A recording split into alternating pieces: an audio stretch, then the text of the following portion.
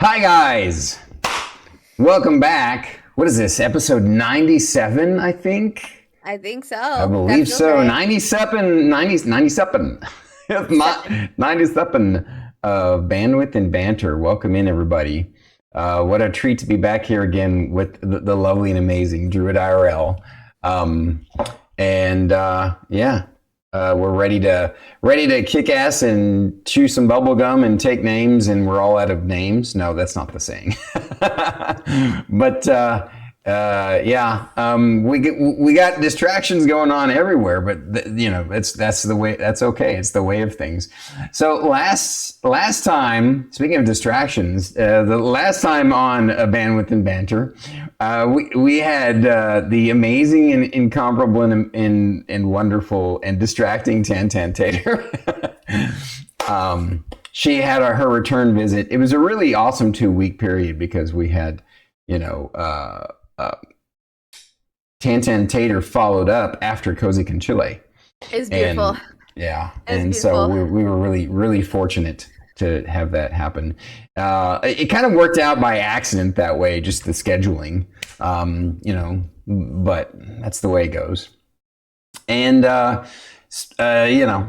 sometimes the way things go, you get lucky with the scheduling, just like today. Today's scheduling is none other than one of the most prolific people in all of our chats. He's always there hanging out, spending time with us in almost everybody's chats when he can, and we love him dearly. He's just warm and funny and a sweet human being. Absolutely. Yes. So who am I talking about, Druid? Lord Alex. Okay, I'm so sorry. I always get the back half messed up, but my Lord Alex Zandera. Think of it like Alexandria, only it's just Alexandra. Zandera. Mm-hmm. There you go. Okay, Alex Zandera. This is me not being able to read, guys. And here he is, Lord Alex himself, except he's not there. Oh, there he is. What? Someone has turned him into a giant. He's Titanic, Alex. Okay. Thank you for that giggle. That's what I was laughing at, because I could see him zooming in his camera, and I'm just sitting there like, ah. Hi, everybody. Hi, Alex. You're still muted, by the way. You're still muted, sir. Yeah. God damn it. Still muted. There he is. So, Alex, please reintroduce yourself and share with the folks something about you that you would like to share. Hello, everybody. My name is Lord Alex Zandera, and I am a variety streamer, a nerb. I can't speak. It's okay. I don't know how to speak, guys. I am a nerd of all kinds and a big old dweeb. I sometimes call myself the Lord of the Dweebs, but nobody likes me calling myself that. I play all kinds of games. I think it's great. All right. Oh, I'm nervous. No, you got nothing. Okay. Remember, this is just friends hanging out, getting to know each other better. That's all it is. It's nothing more than that at all. All right. So, in fact, we'll just get into it. And once you get warmed up, you'll forget all about your nervousness. So, Alex, please share a boring fact about yourself. A boring fact? I fall asleep to documentaries, World War II documentaries. Wow, that's both boring and interesting at the same time. I love it. I fall in love to Elder Scrolls documentaries. I mean, I do the same. I do the same. It's just those are on accident. I purposely put on World War II documentaries, not because I'm not interested. It's just it's one of those things that just lulls me to sleep. So I said, okay, that's my thing. I totally get that. Like, it's funny is there's a particular YouTuber that I watch who plays a lot of old school Eternal Magic formats, legacy, modern, even a little bit of vintage, sometimes Pioneer. And I'm a big fan of his, and I love watching his content and really get a lot out of it. But also sometimes I found myself falling asleep to his content. And so sometimes if I'm feeling already sleepy and I feel like I need a nap on the couch, I'll put his videos on just to help me along. Even though again, other times I'm wrapped by watching it. I get it. I get that. I also want to note that Drew had misspoke a second ago. She didn't say she falls asleep to Skyrim documentaries. She said she falls in love to Skyrim documentaries by accident, and I think that's hilarious. So does that mean that you met fate while watching a Skyrim documentary? No, the thing is we've listened to them ever since we started sleeping in the same bed together, like every night for like the last decade, basically. Wow. So that you listen to those every night to fall asleep? Yeah. Wow. Because if I listen to anything new, I have to know how it ends. At this rate, she's gonna know more about Skyrim than I do, and I spent half of my teenage years just watching that stuff. Wow. I'm protected. Oh, okay. Yep, she's got us all beat. And it's her turn with a question. Really quick. Also, this is how I have an amulet of Mara. Wow. That's how I showed Walter that I was ready for him to take an arrow to the knee. Anyways, I don't think you've ever shown me that. Your bona fides just went up a notch in my mind. Really? Yes.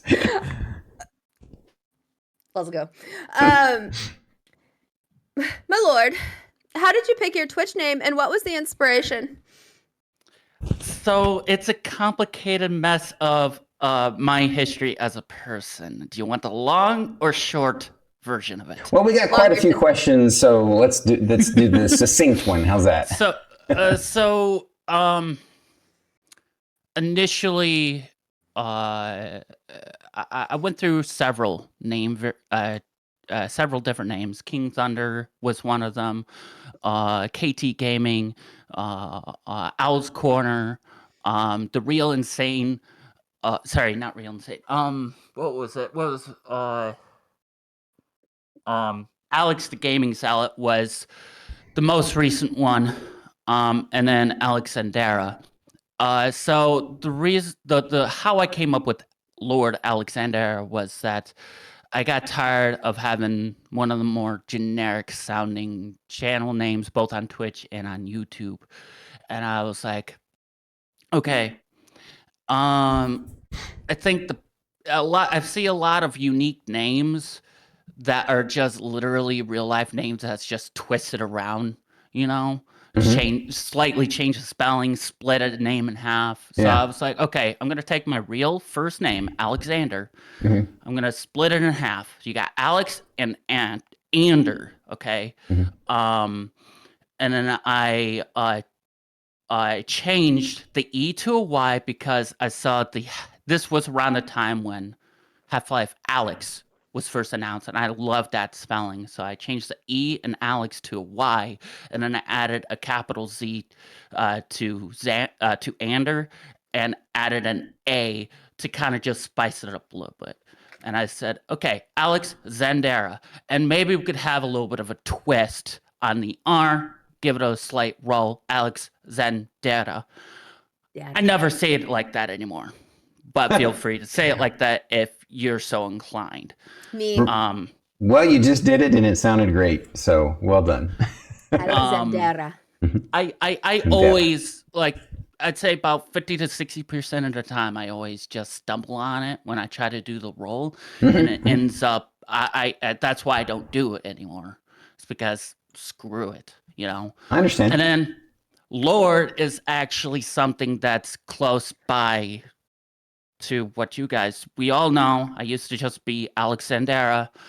And very recently, like within the last 3 months, I added Lord to the name. And it's actually because of Stormkeep. Because you guys had really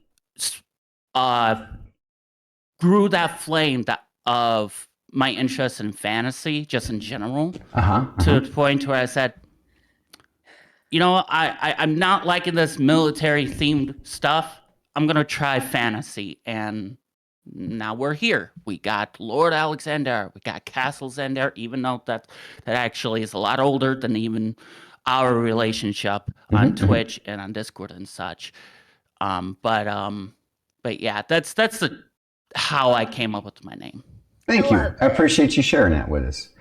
So, Alex, what D&D character class do you consider yourself to be IRL?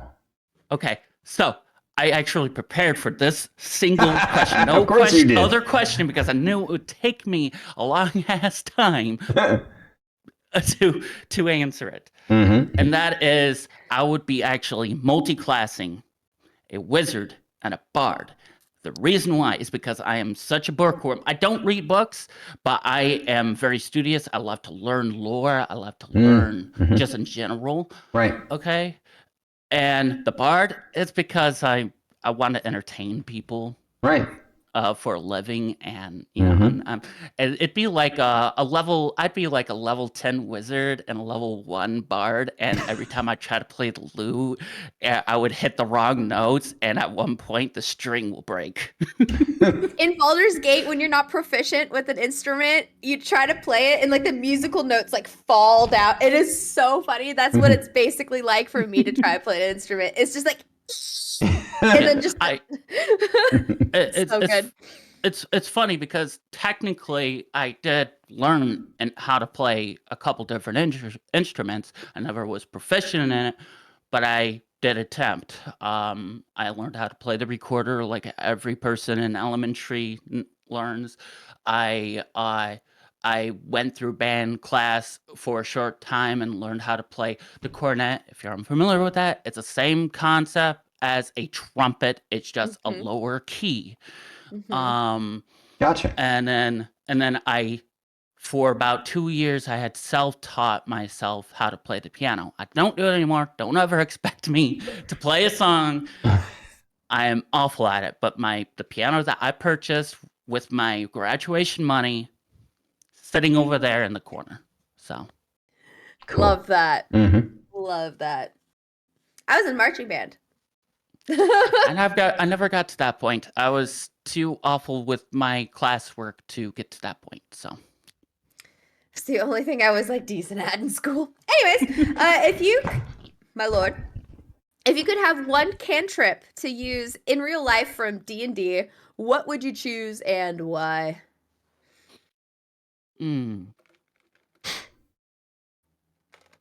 Thing is I don't have many of the cantrips in my mind, like memorized or whatever, but I'd have to say, I was thinking about this last week during, who were you interviewing last Thursday? Last Thursday we were interviewing Rovendeer. Yeah, I was thinking about that. Shoot, what was it? It is the one that cleans everything. Yeah, that one. That'd be prestidigitation. Yeah. Yeah. Prestidigitation. Because I am possibly one of the laziest people in the world, and it takes, and if it takes me to say I need to clean my room, it's bad enough. Yeah. That was the one that I picked. I think I was the one who. I think the popular choice is Mage Hand, and it was honestly the first thing that popped into my mind. But then I thought about them more, and I'm like, prestidigitation, like you could do more with it. It's more versatile, and more importantly, like you said, you get like it's so practical. It's anyway. Oh wow. Okay. So on this note, then, share more about your love of piano and epic orchestral music. Oh geez. So it actually, it started with loving, the Transformers animated movie from like the 80s and 90s. The TV show, the one that's based off the the original G1 cartoon. Yeah, it had an animated movie that had guilty or what's his name? Leonard Nimoy as Galvatron. Okay. anyways, it started with that movie, along with Star Trek, especially Star Trek. Listening to that stuff is just it sends me through an emotional journey. Right I on. absolutely love that. And it only grew exponentially with the video games and playing things like Metal Gear, and like a lot of people don't realize this, but music in any medium is one of the most important pieces of the pie, and without it, you don't get all the same emotions that you get if you do have it.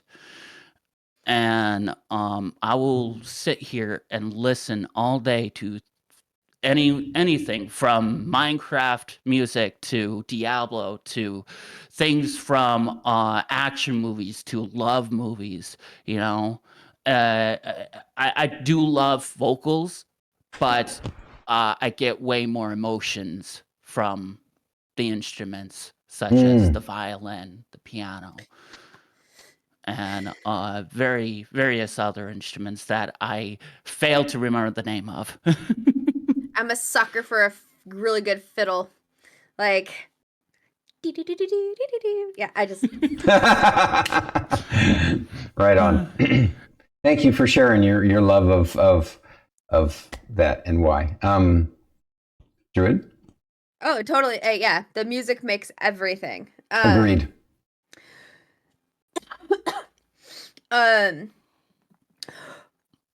This is a question Stormy should have had. Alex, what is your favorite anime you are currently watching or waiting on a new season? So I'm currently kind of procrastinating at watching another anime, mostly because I'm, as Stormy knows, I have like too many video games that I'm currently playing. But at some point I'm going to watch Overlord, I think it's called, right? Ooh, Starkey and I are watching it. I'm rewatching it with her. Yeah, like a good one. I'm interested in that one. But I can't wait for season. I don't know. I haven't looked to see if there's going to be a season 2, but I can't. If there is, I can't wait for a season 2 of Delicious in Dungeons. That show had me emotional roller coaster from crying to laughing to freaking furious. Yeah, it's a great anime. I agree 100%. Really enjoyed it. I hope it gets another season. Speaking of, do you have a Crunchyroll account or do you only watch on Netflix? I refrain from explaining how I watch my anime. No, I understand. Okay, so then I have to ask you: have you watched Solo Leveling? No, I haven't even heard of that. God, trust me, buddy. Watch it. You will love it, and I binge watched it twice and then watched it again with Star Kitty. It is so good. You'll love it. Take my word for it. Leveling. Perfect. So, if you were to be watching it, so you say you're waiting for a new season of Delicious in Dungeon. So that's kind of the one you're waiting on. Yep. All right, cool.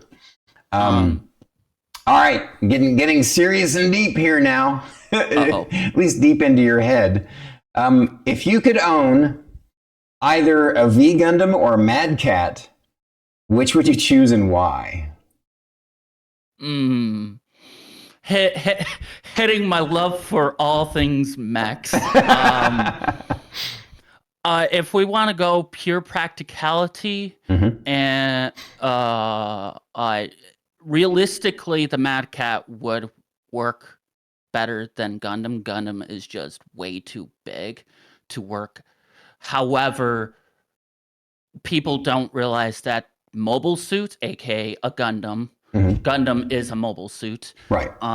They spend 80% of their time in space, and being how powerful a Gundam is, I would have to go Gundam simply because of how powerful it is. Right. So, right.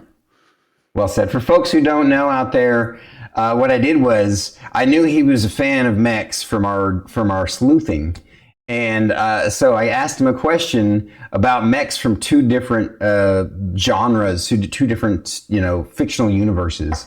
The V Gundams is from anime Gundams, and then the Mad Cat is from the Mech Warrior franchise on the PC. Now, if you were to have said, "What's my favorite mech of all time?" that would be a different story. I mean, you can tell us altogether. that. That's what this conversation is about. That would end up being any AC, that stands for Armored Core, from the video game franchise Armored Core. And that is because that is where apart from Metal Gear, that's where my love for mechs stems from. I have been playing that game since the PlayStation 1 days. And just the idea of having a mech that is like customizable down to like the CPU, like how how customizable a PC is. Yeah. That's how customizable an Armored Core is. Nice. That's cool. Yeah, I watched BT play a little bit of that newer Armored Core game. I was like, cool! Explosions and stuff. Cool. That's just... Sorry. My lord!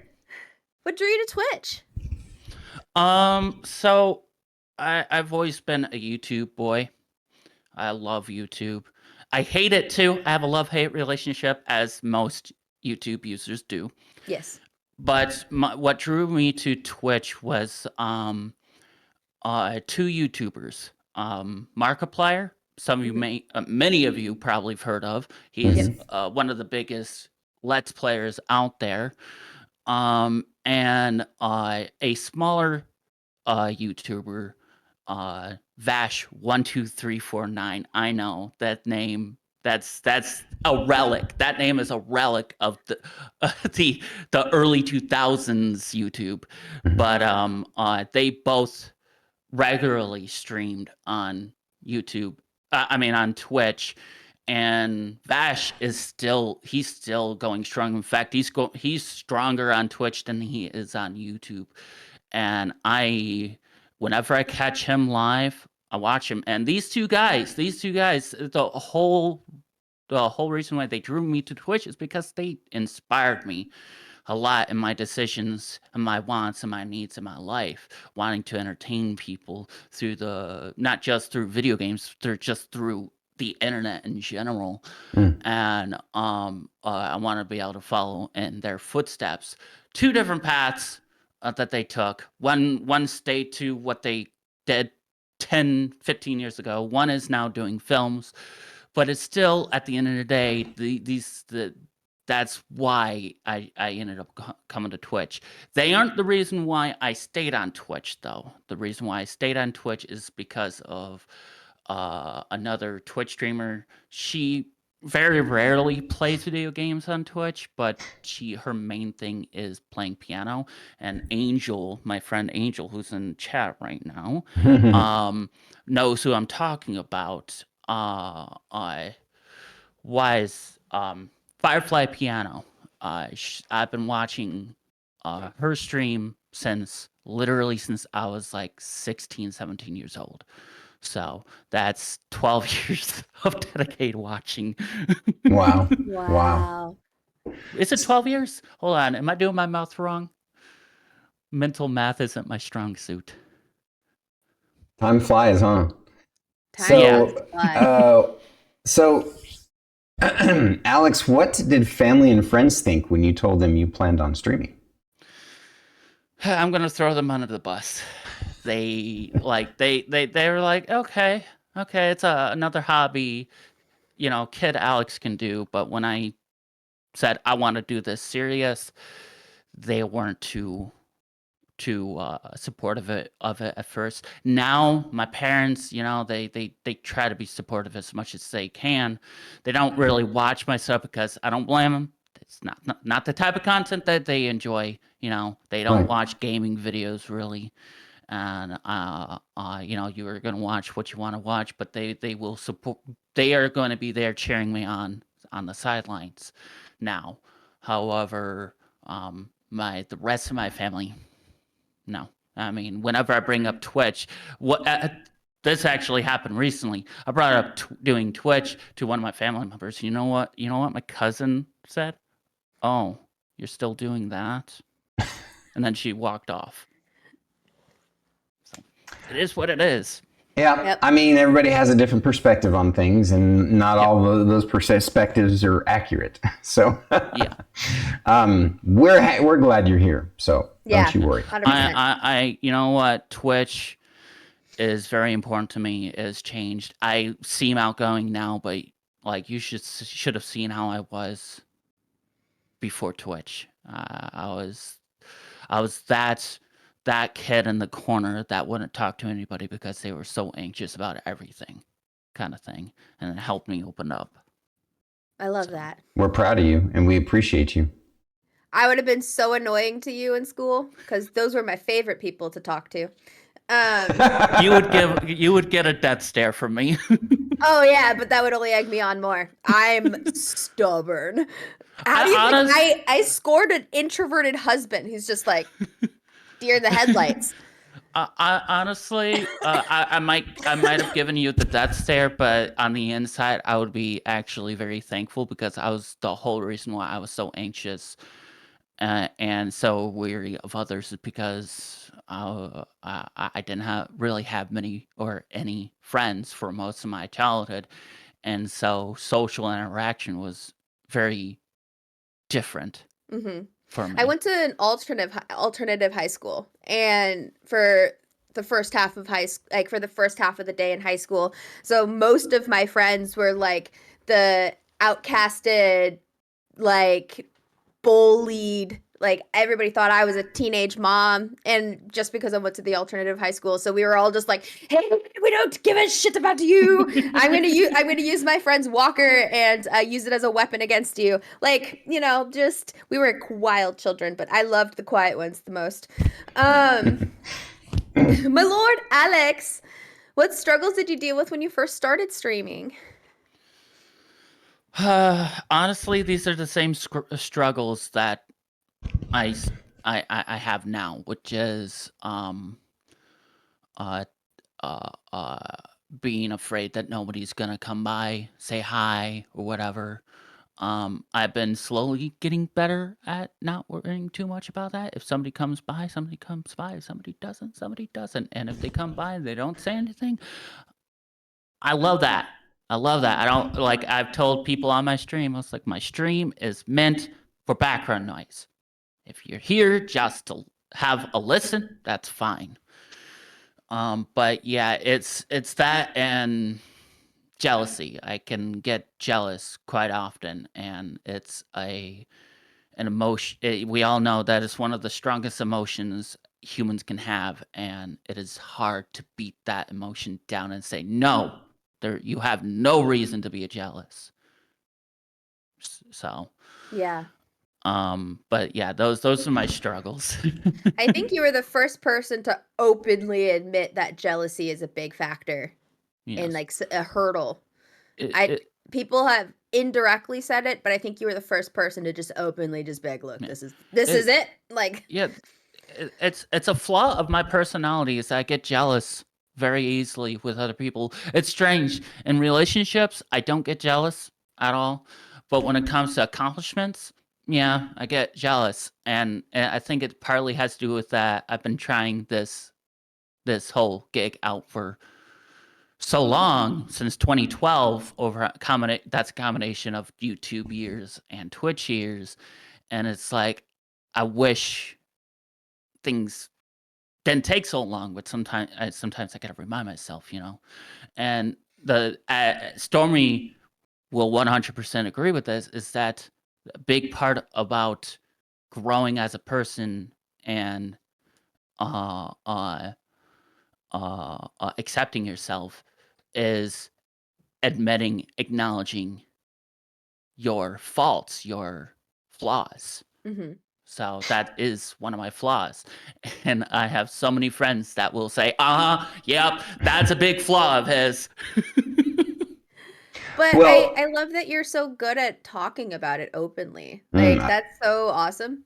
yeah, I I was love going to that say so much. that you may have that as a flaw, but you have a strength in self awareness, because a lot of people who there are a lot of people who don't practice self awareness, and or it doesn't come naturally to them, or they don't even like it, it's kind of a rare thing for them. Yeah. And so because of that, that's how you're going to be able to turn your weakness into a strength one day. Yeah.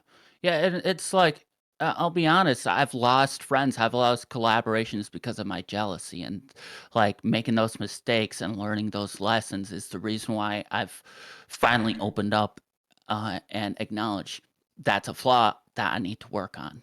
Mm-hmm. So otherwise, I won't ever get around to accomplishing my dream, because people won't ever want to be around me because of my jealousy. So. Well, we love to be around you, and we adore you. And I love self-aware people. I always admire self-awareness, people who practice self-awareness. So you're doing good, buddy. Yeah. So I'm in awe. I'm in awe right now. I know, I'm just saying. right? Alex, what tips can you share with future streamers? I can give you two tips. One is a practical tip, and one is a more of a psychological tip. And if you hear a puppy whine, I do apologize. He is missing his mommy right now. It's okay. Remember that your mic, that Discord doesn't like your mic, so I don't think we'll be hearing your puppy. I heard it. Yeah, true. I heard it. I heard the animal.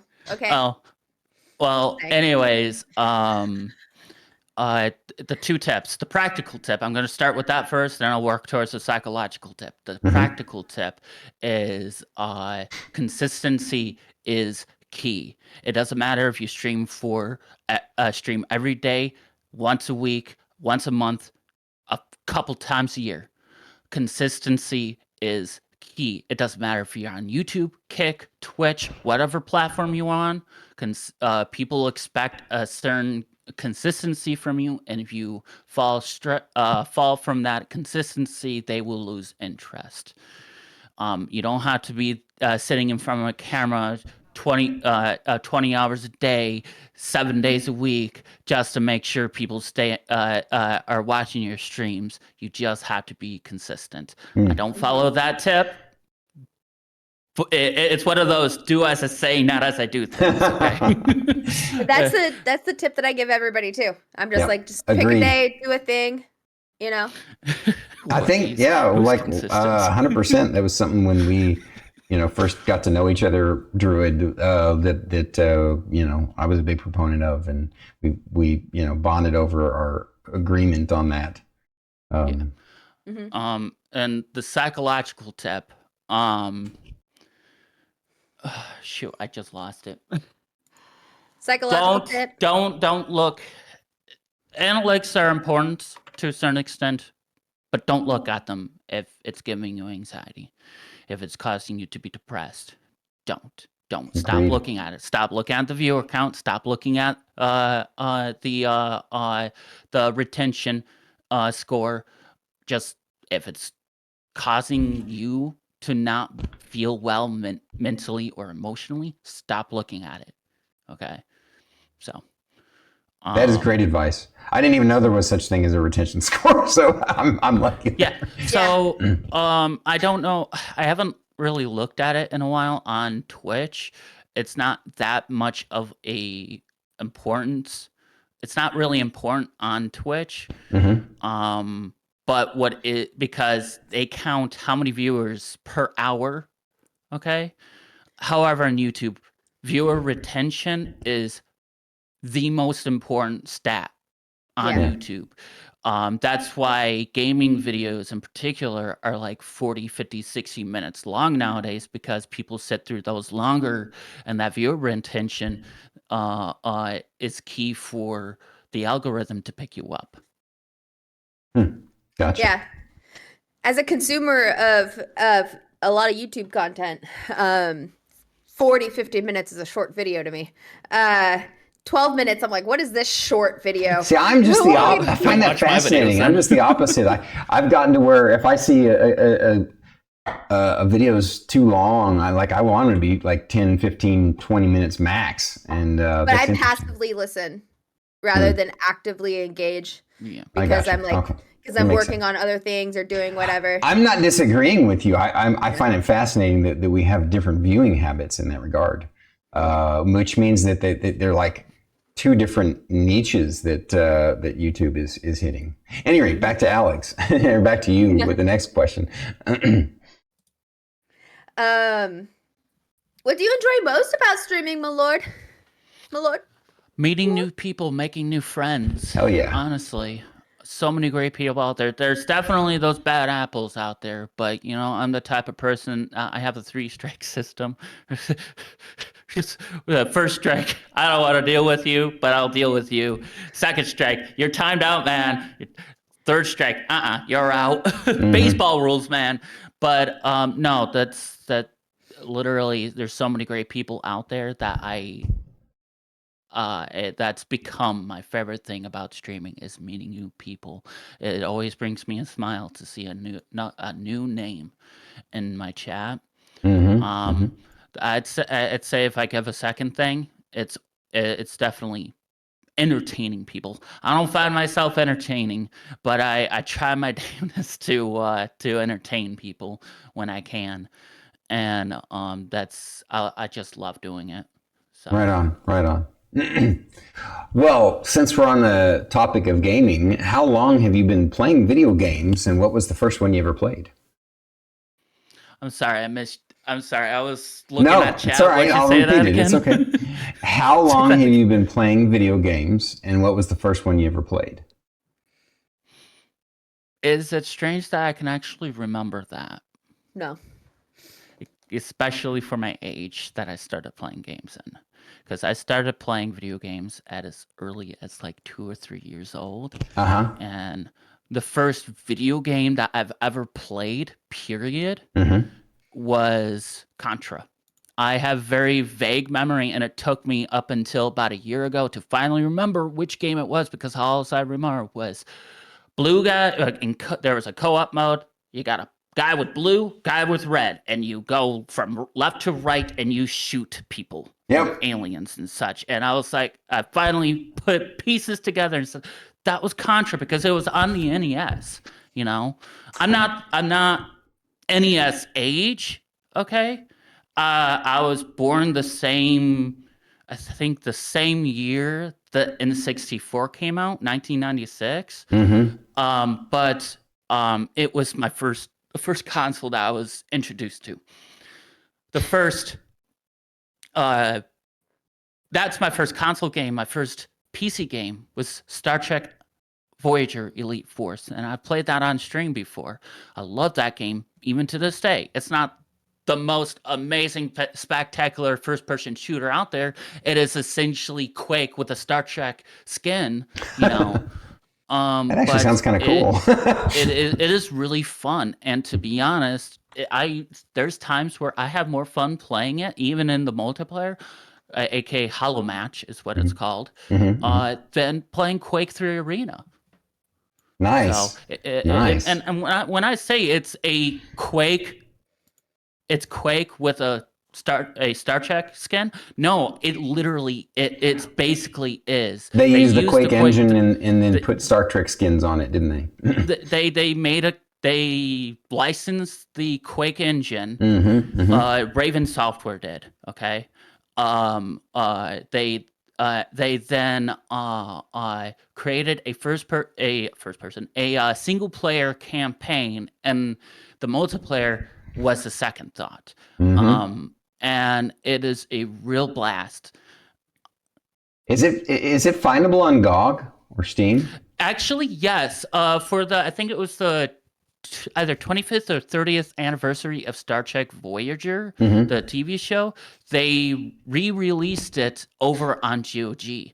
I have it on GOG. There are people playing it, but good luck trying to connect. It's still using the older style IP connection style stuff. Mm. I would love to get like a game night with a bunch of people to play that together with, because I'm not gonna trust the multiplayer, with Mm. randoms, because again, it's IP to IP connection, the old '90s way, Yeah, yeah. Good old Uh, 90s way. Yeah, technically it's a 2001 title, but Right. it's 1990. It's late '90s technology. Mhm. But the single player, the campaign, not the most amazing, but it's a fun, quick playthrough. If you're bad at FPS games, it might take you a little bit longer than me, who's been playing it for a long time. I can sit through that campaign, play through through the whole thing within 3-4 hours. But it could take, let's say, Stormy, probably because you're unfamiliar with the campaign, and I don't know how long it's been since you played Quick through Arena, but it may take you twice, if not 3 times that length, because the difficulty level is pretty high. So, highly suggest you not play at normal. Okay. Well, maybe we can play multiplayer of that sometime. Oh He yeah, said he's down to any day. Who? of course. Wookiees. Really? The three of us Yeah. doing that would be hilarious. That would be amazing. Throw that shit in the group chat, yes. guys. All right. Yes. And another thing I would love to do again with Alex, and maybe get Wookiees in on if he wants to, since it's free, is Dungeonborn. Since we played Dungeon, it's been a while since. But Berserk Zach asked me about that just the other night, and so it would definitely the three of us need to get together again and play. But I hope at some point they add a exclusively PvE mode for that game, because the PvP part sends my anxiety through the roof. yeah, So. I feel you. I understand. It'd be great. Like, yeah, I 100% agree. Looks like the my next lord one is Alex. What is your favorite game and least favorite game that you've played on stream? Played on stream. Funny you say that. Everybody that knows me knows Metal Gear, the franchise, is my number one favorite franchise of all time. right. I could go literally all day without taking a breath about talking about it. Well, when it comes to playing games on stream, Metal Gear is actually one of the ones I hated the most about playing, specifically the NES title Snake's Revenge. That game was the most painful experience I have experienced. Like, I'm talking about, like, you know how frustrated I get with Dark Souls? Yeah, that was worse. I hated that. No. It was not enjoyable. It's not a great game. I would never suggest it to anybody ever. And I forced myself to complete it because I promised myself I was going to play. I was going to play all the way through instead of giving up a third of the way like the first time I tried. Okay. I actually have the last stream, the last VOD for that playthrough saved on my PC, because it just, like, I was like cheering. It was like, God, fucking yes, I'm fucking done. I apologize for the cussing. If No, it's nobody fine. likes here. that. But I like, don't give a fuck. I am never freaking playing that game ever again in my entire life. So that was your least favorite. What was your favorite What's my favorite? that you streamed? Minecraft, honestly. I've had so many great experiences, so many great memories made it. And that actually, I'm going to refrain from talking about this just in case you do have this rolled up as a question down the line. But Minecraft is the birth of Castle Sandera. So, Gotcha. no, it's Okay. not Stormkeep. But that's all I'm going to say, just in case. What if I say you should just elaborate? Well, Okay. it might ruin one of the questions we have later. Nah, I don't think so. No. That's fine. Go ahead. Yeah. Okay. So, I've been streaming for on Twitch since 2020. Been playing Minecraft for just as long on stream. I've been playing Minecraft since I was 15, but um uh and well, I used to have my own private like community server, just like the Stormkeep server, okay? Whitelisted and everything. Um, uh, Thank you, Angel, for helping me those couple of years and paying for the subscription because I could never afford it. But I have the screenshot still of the original Castle Zendara, and I will post in both Please. Druids and Stormy's Discord servers that original Castle Zendara. It isn't my own design like the current Castle Zendara on Stormkeep.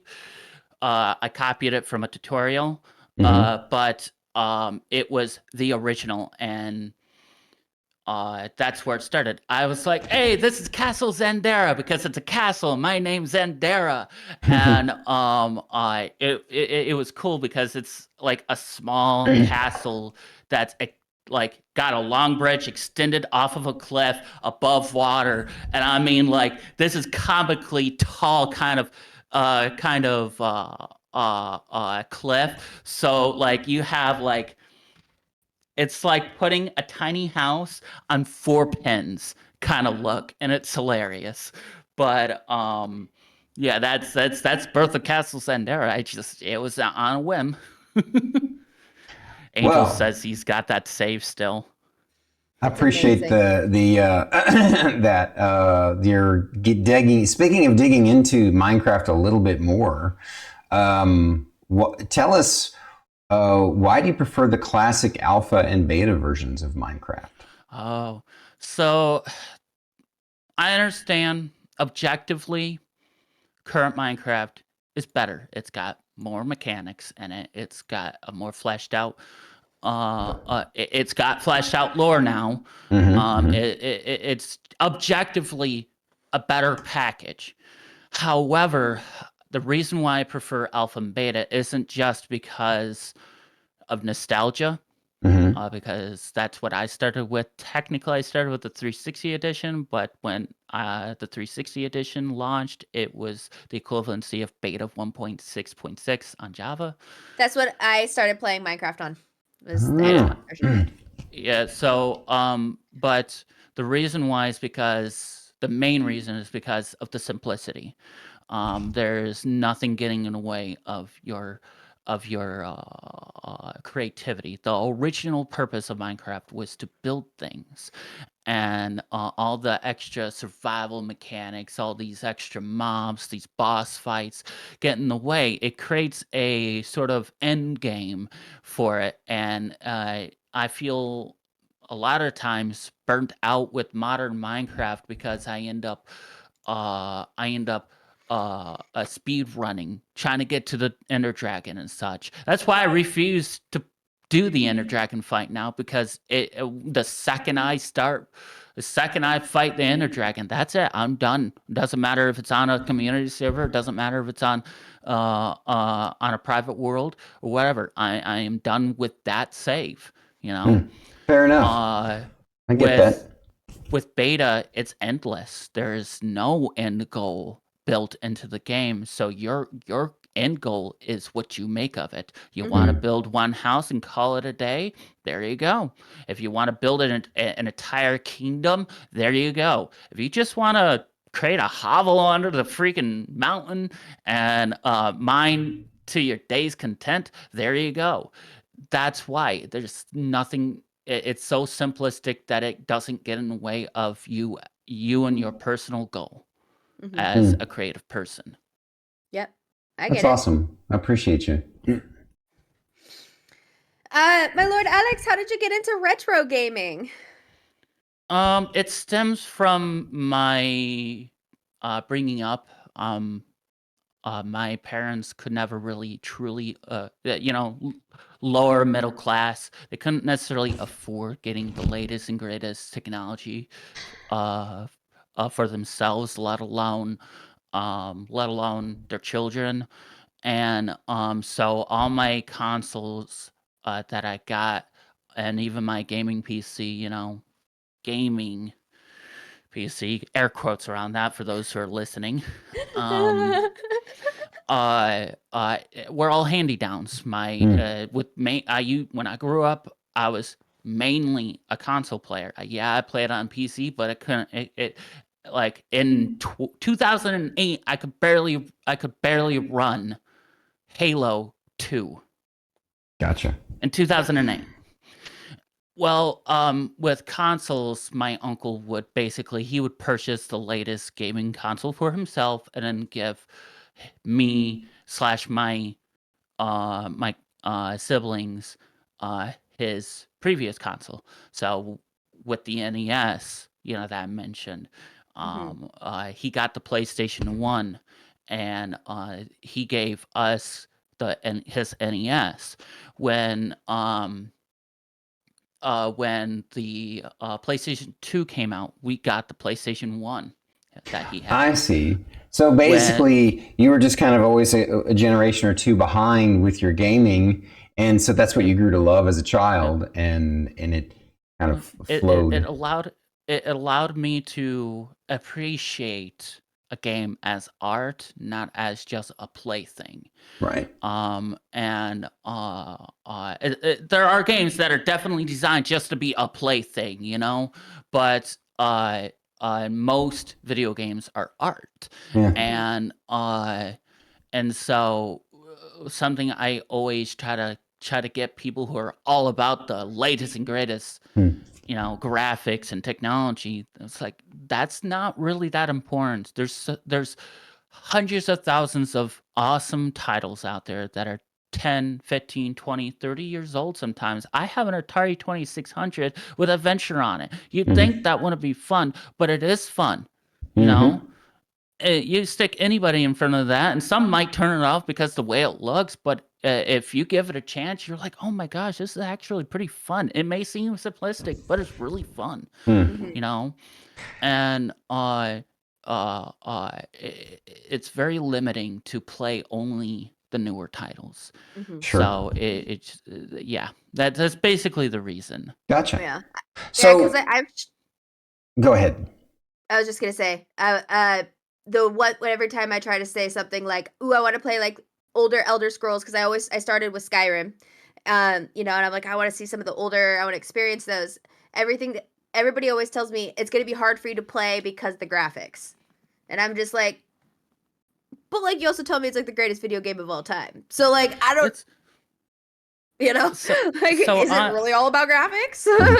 On that point of graphics, I will say, for those who are listening and watching, I understand some people can't play like Stormy, how Stormy is. Some people can't play very pixelated graphics because it might make them feel sick or hurt their head.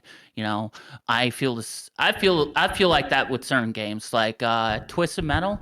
I love that game growing up, but I can't play it now because it gives me some major motion sickness because of the way it looks. Yeah. So Same with. I understand. Yep. Same thing with me in Arena.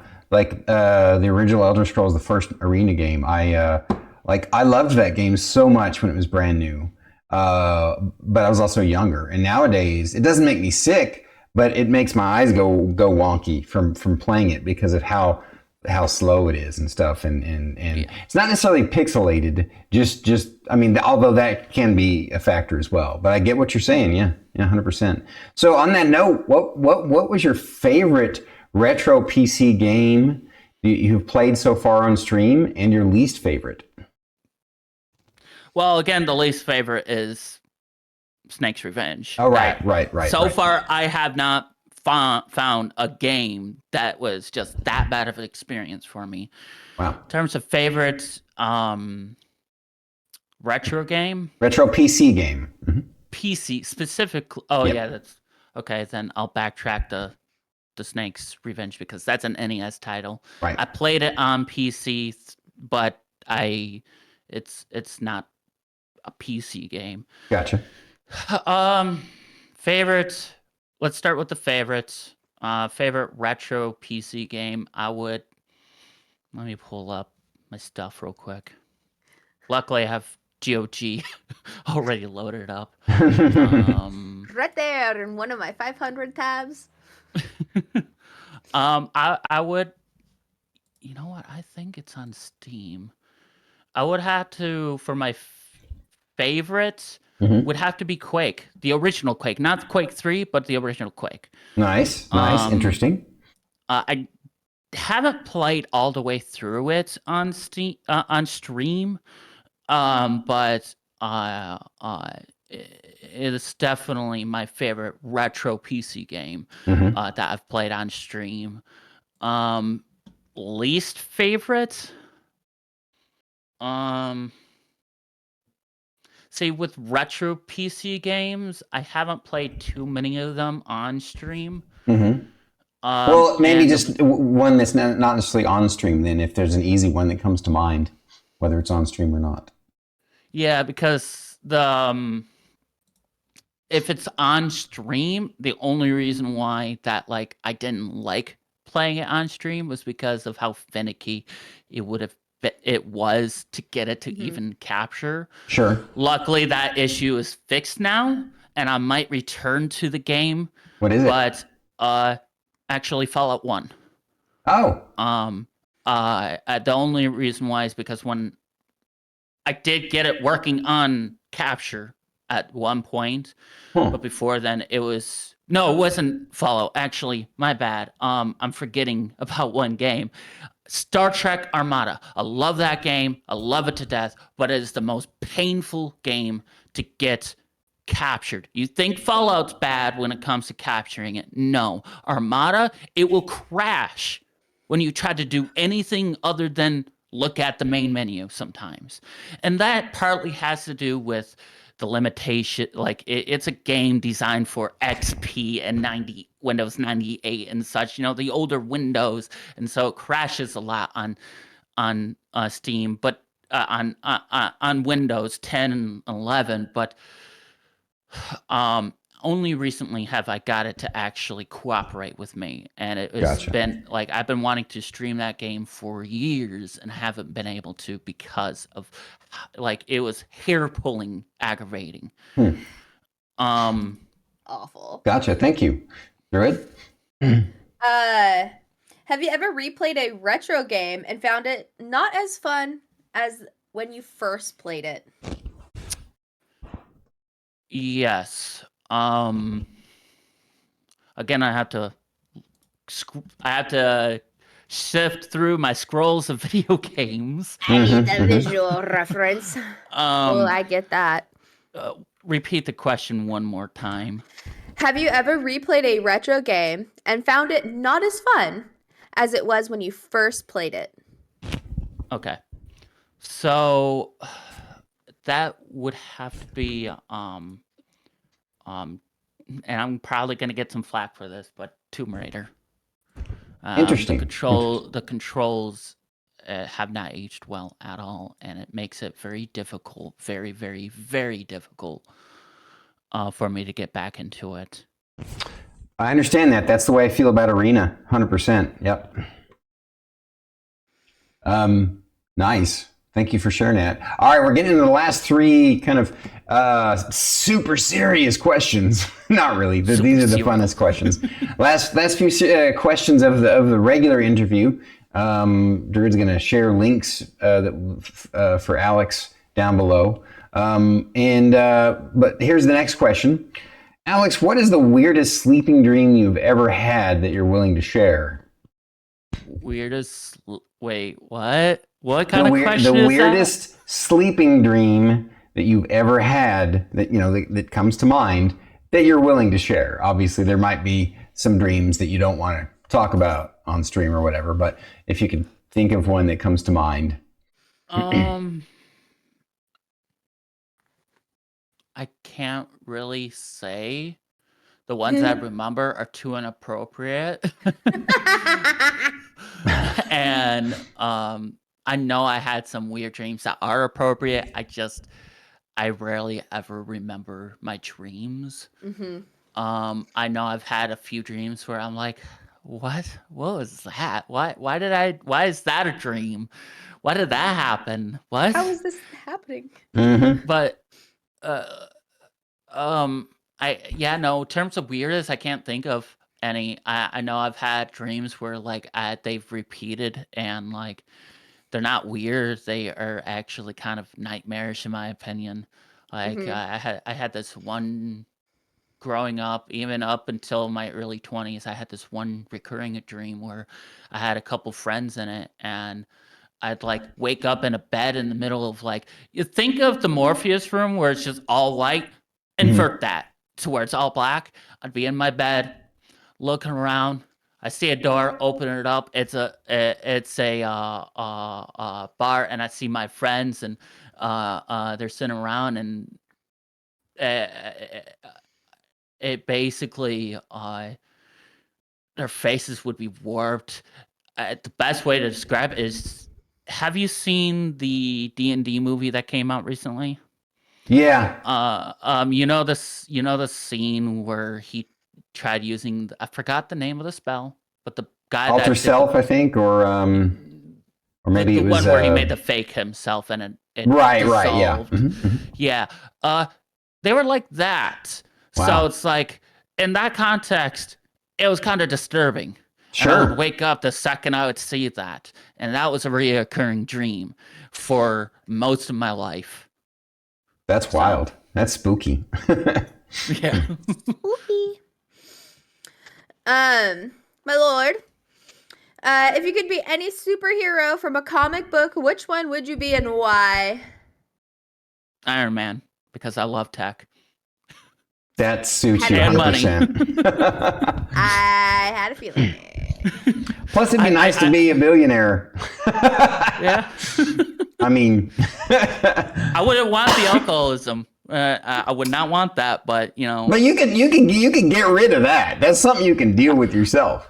Well, if you got $1 billion or more, you can deal with stuff like that. Yeah, alcoholism is not a problem with me. I almost never drink. Yeah. So that would be a cakewalk. It would be nothing, but I would be solely addicted to the Iron Man suit. Oh yeah, I feel that, brother. All right, here's the last question, and the fate of the universe rests on the answer to this. Not really, but it's an either or, and whichever one you pick, the other one no longer exists in reality. So Okay. Here you go. I promise it won't be too painful, but I think you will be interesting to see what you choose. Pancakes or waffles? Am I asking, am I like saying which one I would keep? Yes, The which other one one would you would keep? disappear Because from the the other planet. one would no longer exist in the universe. I love both, but I'm sorry for you pancake lovers. Waffles are 100 times better. Interesting. The syrup, you know, and Mhm. pancakes, once it soaks in, it is not a pleasant time. The With texture. waffles, yeah, with waffles, it holds it in like little pockets of liquid, and I absolutely love that. You know what I've been seeing people post videos of is they've been putting baked potatoes in their waffle makers and making like a potato pancake. That sounds delicious. So good. That's Oh like my God. that's like those waffle fries that you can buy at some diners. Yep. Sounds yummy. Oh, All right, I so that's completely agree it. with you. Oh, I'm sorry. Go I ahead. completely agree. I'm just gonna say I completely agree. Waffles are superior. Just saying. I like. I would prefer pancakes over waffles slightly, but I can see why. Like, and if they're done right, waffles can be amazing. But there's some pancakes at a local place here. What is the name of that place? Read out what BT said. I know. Stormy, What? the princess of pancakes. Oh, you hush. So no, there's a local place here called Kirby Lane Cafe, and they have what they call their cinnamon swirl pancakes, and it solves the problem of where pancake, if you pour syrup on pancakes, it just kind of runs off of them and or soaks in and changes the texture, right? Yeah. But these cinnamon swirl pancakes, the way they make them, they have these grooves, almost like wallet, like they're swirled, so they look like a giant flat cinnamon roll, right? And so and because the way they coat it with I guess cinnamon and sugar and stuff, the syrup doesn't soak in and change the texture as much. So in a way, it's almost like a pancake waffle hybrid, and it is the most delectable thing you've ever put in your mouth, sweet wise. You may have to deal with an Alex for a few days. Like IRL, just so I can go get that. Sounds good, huh? Gonna fly out there. Listen, you can also do that with waffles in a waffle maker. I know. I'm just saying, but you go to all that trouble and effort. I'll go down the road and pay with my plastic. But the thing is, I will say though, I make more pancakes than waffles. Though I make pancakes more regularly than I should. I think that the whole making pancakes is actually another reason why I kind of prefer waffles over pancakes. Really? It's significantly, if you got a waffle maker, it's significantly easier to make. That's a good point. That's a valid point. And I always mess up. I will follow the instructions down to the letter, and I will still somehow mess up that pancake. I don't know why. Are you making it like the pancake batter, like the pre-mixed batter, and you just like add water and stuff? Premix. Premix. I'm sorry. Homemade mix is not. I'm sorry. It's like there's a reason why my boyfriend, the other boyfriend, you know what I mean, was always the one to cook. You would never want me to cook. I have a question for you guys. Could you use pancake batter in a waffle iron? You could. It's just better. Sorry. It's just waffle mix needs to be thicker than pancake mix. So you would just add. So like if you have like the pre-mixed pancake batter stuff, and you just add water, you just add less liquid for it to be that's mostly the difference is it has less water or less liquid. Interesting. Yeah. So pancakes and waffles are almost the same thing except the way that they're cooked. Correct. Yeah. Interesting. And I agree with him that the waffle maker, waffle iron makes it so much easier. I have one of those giant skillet things.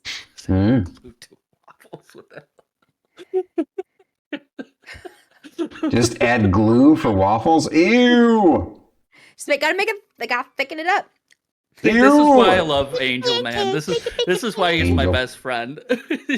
Crap like that, he says, just gets me going. Shout out to Angel, dude. He's still every month I get $10 from him for the Minecraft server. Every month.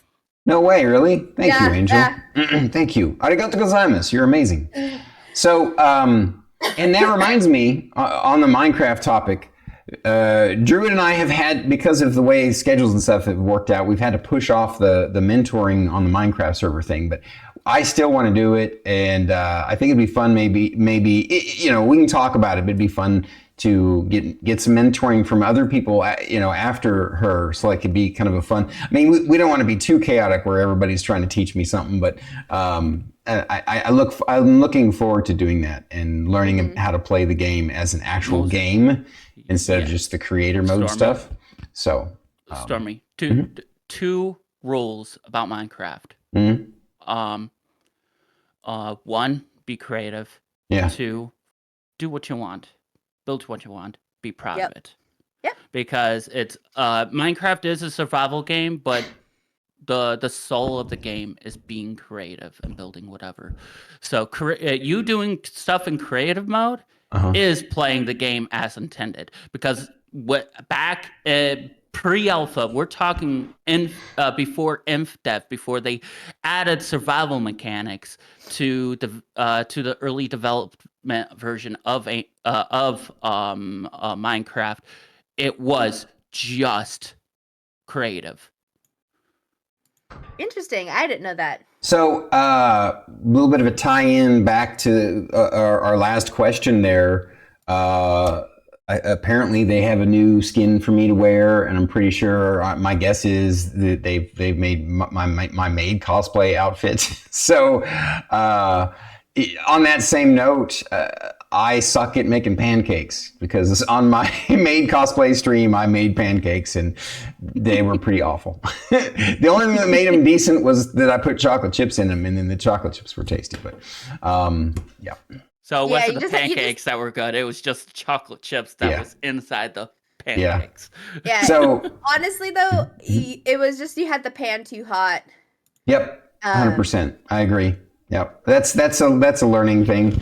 I'm not the best of cooks at all, without a doubt. So, but on that note, if you haven't ever seen the, did he just link it? Did you just link it? No, you just linked it, didn't you?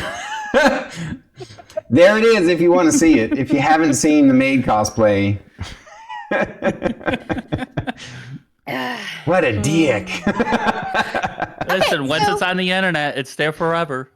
I'm just saying, you're the one that posted it. You could have just let it die in your Twitch VOD section, but no, you clipped it out, posted it on YouTube. Just saying. And now I will download it so that when he goes to delete it, I'll just re-upload it. Re-upload, let's go. Oh, that's a really smart idea. I'm messing with you, Storm. I'm messing with you. I will never steal content from my friends. I will. Yeah. I will. I'll steal.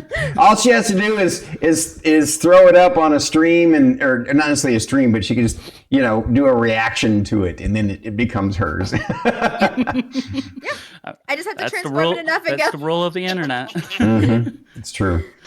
All right, folks, everyone, Druid is shared links. Go support Alex. Give him all your love and your follows and your subs and your biddies.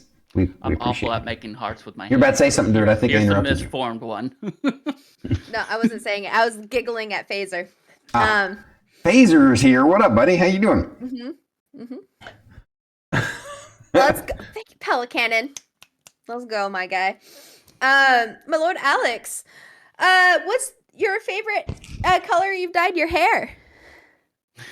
I've only dyed my hair one time, and that was purple. It was a very vibrant. It was. I am sad to say I used splat to dye my hair, which reduced my hairline by almost a half inch.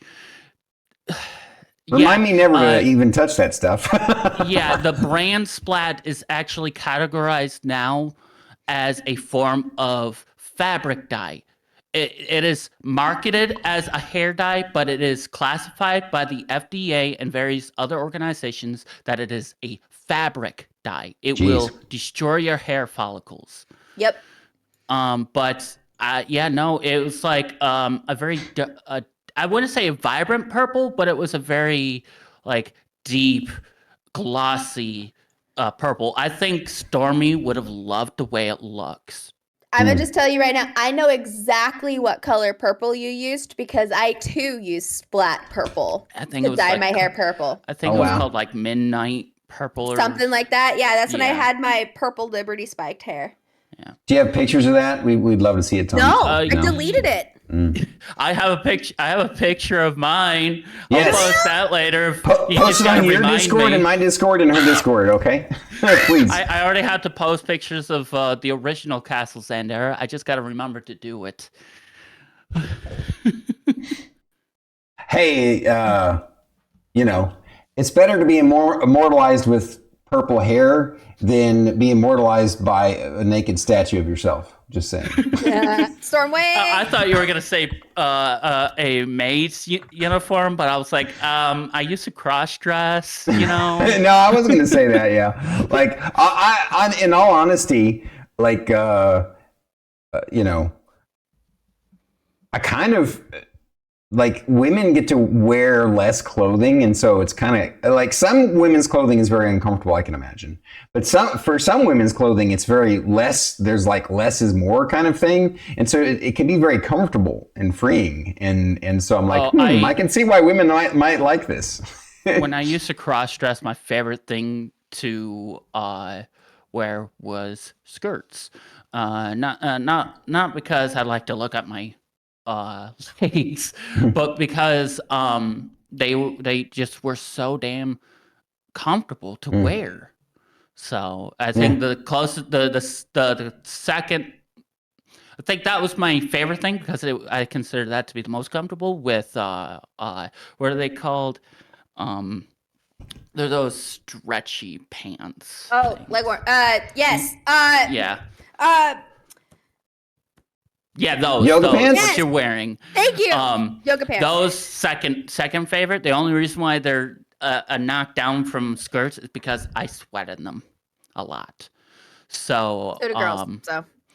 So everybody skirts are sweats in just so much more comfortable. Well, leggings, yes, leggings. I think that's one term. Yeah. Leggings, right? Interesting. It's like moving on to the next question, Mr. Hildebrand. I guess we'll try and answer this, all of us. His question is, why are you all so lovely and amazing? Let's start with you, Alex. This is an interview. I can't answer that. Sorry, I don't have a high opinion about myself. But these two on the other, I don't know which direction. Wait, before we move on to us, two. I want you to say one complimentary thing about yourself for us, please.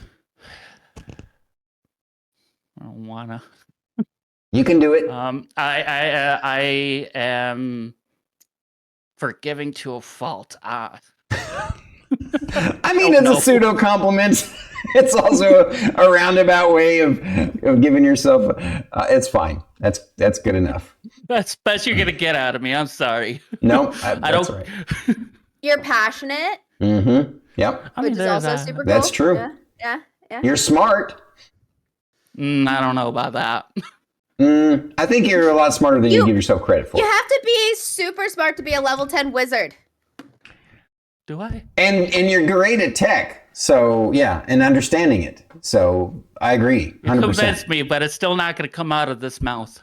All right, fair enough. How about you, Druid? What? Repeat the question?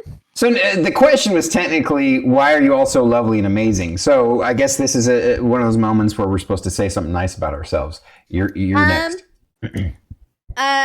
Why am I so lovely and amazing? Well, my Nana is also super lovely and amazing, and I've tried to emulate her my whole life.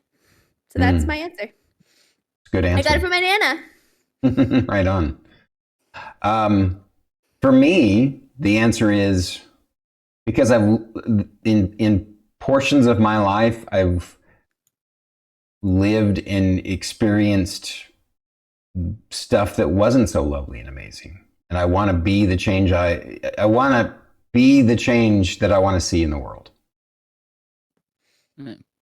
That's kind of one of the tenets that Markiplier lives by, is that he's got such a powerful tool as YouTube and his audience, you know, that he wants to put out as much positive change in the world as he can. Doesn't matter if he's playing video games, acting like a dumb goofball on the internet, or if he's out there making films. He wants to make a positive change in the world. So you'll find him constantly doing charities. I don't remember when the last time he's done a charity, but like for most of his YouTube career, he has done at least one monthly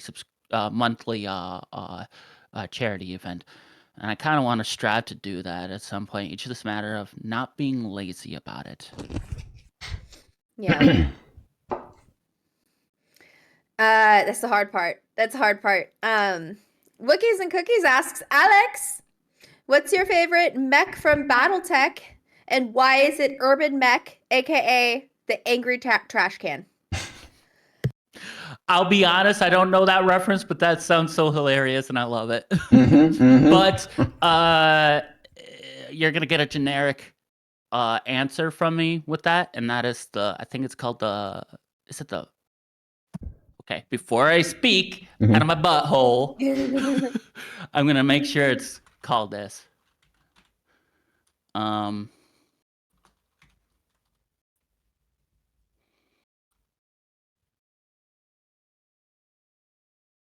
Sorry. Nope, it's not called. It's called the Mad Cat. It's generic answer. And to be honest, it's just because of the way it looks. I don't know enough of MechWarrior to give you a good explanation of why. I just like the look of it. I've played MechWarrior when I was a kid, MechWarrior 2, but it's like vague memories. It wasn't until like the last couple years that I really started getting into the franchise itself. So I apologize, Wookiees. I'm sorry, but that's the best answer I can give you for that one. So I can recommend. I don't know if you've played it or not. If you have, then cool. Not that long ago, they did the actual like turn-based BattleTech game. And, I know what you're talking about. It is so much fun. I mean, don't get me wrong. I also cut my teeth on the original MechWarrior 2, and MechWarrior 2 Mercenaries. Love those freaking games, and but the BattleTech series, BattleTech. Yeah, BattleTech series. Like the first time they actually have done the turn-based top-down, you got to manage your team, you got to manage your gear.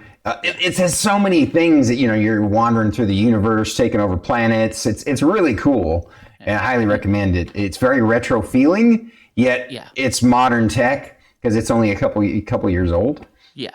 Really great game. Wookiees and I were actually talking about doing the actual tabletop game through Tabletop Sim, and I hope to get that done soon. The only issue right now is I don't have the money to get Tabletop Sim. Gotcha. I don't know offhand. I think it's like 20. I think. But it's I swear to God, Druid. Actually, I don't even think you can gift it to me. We don't even have each other on Steam. Time to move on to the next question, though. Is it mine? Yeah. All right. Interesting. Wookiees asks Alex, what is the better flavor of Otter Pops, green or just green? I don't know what an Otter Pop is, so. I beg to differ, but I don't like that one because it's lime, and I don't like lime flavored anything. You're both weird. Oh, you're down there. Okay, here. You guys almost got there. It was pretty funny. Star Kitty and I love key lime pie. Holy crap. Yeah. I'm sorry. You guys are welcome to have as much funny. of key lime pie. It's funny because I like real key lime pie. I just don't like lime flavored like candy or ice cream or popsicles. It's got a very strange artificial flavor to it. Even if it's not artificial, it's got this weird aftertaste that I really do not like. Lime Kool-Aid, I freaking hate that stuff. I see you pouring that stuff in there, I'm gonna dump it out the second you finish making it. I'm serious. I hate that flavor. Yeah. I would very much rather have anything other than lime. Well, then what's your favorite? Depending on what we're talking about, like pie, absolutely. What? I was gonna say Otter Pops, but nope. Go ahead, talk about pie. Oh yeah. I think it's cherry, isn't it? The red one. Yeah. Yeah. That. Okay, I can approve of that. I like cherry flavored stuff, mostly cherry. Although I'm with you, like there's some cherry flavored things that are not as good as actual like cherry pie to me. And so I get what you're saying about the whole key lime versus lime flavoring thing. I don't like like I like cherry flavored things, but one cherry flavored thing I don't like is cherry Kool-Aid. It gives me a massive headache, and I won't drink it. So Yeah. I'm a grape flavored blue raspberry type person. I can't drink grape flavored things. It makes me sick. Interesting. Oh no, that's sad. I love the flavor of like grape soda, but if I drink it, I'm gonna be either in face first in the toilet or laying on the bed. Wow. Yeah, I grew up drinking grape soda and orange soda and like making like the grape soda floats and like orange soda floats and stuff like that. Interesting. Mm-hmm. It is so good. 10 out of 10. Highly recommend. Phaser asks worst Metal Gear Solid character, but it also came with the emote. So it was the worst Metal Gear character. It's tough to say because I love so many of them. Honestly, it's not in canon. It is in their own games. Metal Gear Acid, and this actually less has to do with if it's a good character or not, and more has to do with my fear of porcelain dolls. And it's those twin doll characters that I and Metal Gear Acid that I just absolutely hate. Every time a cutscene of them pops up, I had to look away. So Interesting. I have a feeling he probably was expecting a different answer, but that's my honest answer about that one. So. Well, thank you for sharing and your candor. Appreciate it. Yeah. So we're actually the time has just flown. We're to the end of the interview, but I got one more question for you, and I think it's a perfect one. Lord Alexandera, when is the Paper Dolls 2 playthrough going up on your YouTube channel? Says Star Kitty. Yeah, that's from Star Kitty. This is a Star Kitty question. When I can purchase the game. That's the question. That's the answer. Is once I have the money to purchase the game, I will record it. Right now, though, I'm in the middle of the Cry of Fear playthrough. By the way, if you don't know, on YouTube, my main shtick is I play horror games, and I am a big pansy, so that's a lot of fun for you guys, and not a whole lot of fun for me. But yeah, that's the answer. It's the second that I can purchase it, and make that decision to purchase it, that's when I'm going to play it. So.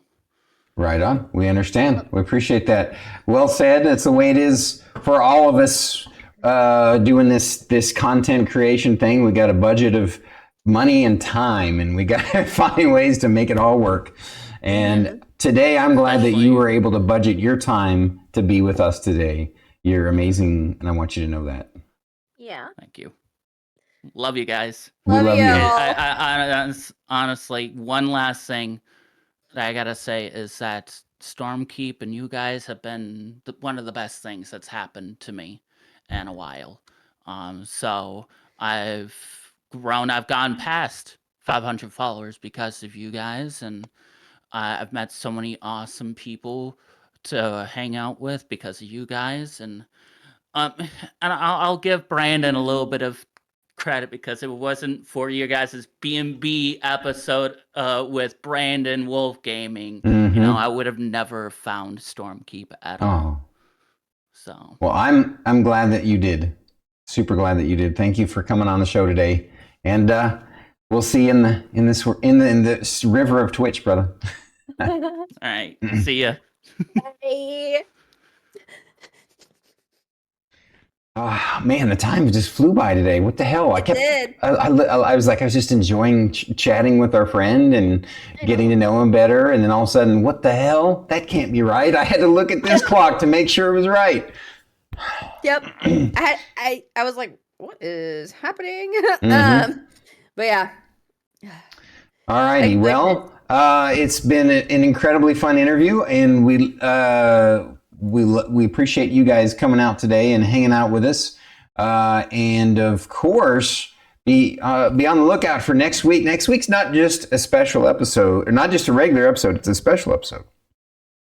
We're going to have another friend of the channel on, who's also a streamer of Stormkeep, White Seer Gaming. But even more than that, this is going to be a first-time face reveal for White Seer Gaming. So you guys got to come check it out if you're curious at all, like we all are. And he just got his camera gear, and he's waiting to show it off on stream for Bandwidth and Banter. We're honored that he was willing to do that. So come check it out. It's going to be a blast. And that's all I got. How about you, Druid? Love you guys. Indeed. You're amazing. Stay green. That's a new thing. I don't know, because you're green and you make everyone happy. So stay green. All right. You ready? You ready for this? Yeah. Thank you for coming to the show. Please drop a like, subscribe, and comment down below. And if you're listening to the podcast, Please rate and review the episode. we are Bandwidth And Banter. Thank you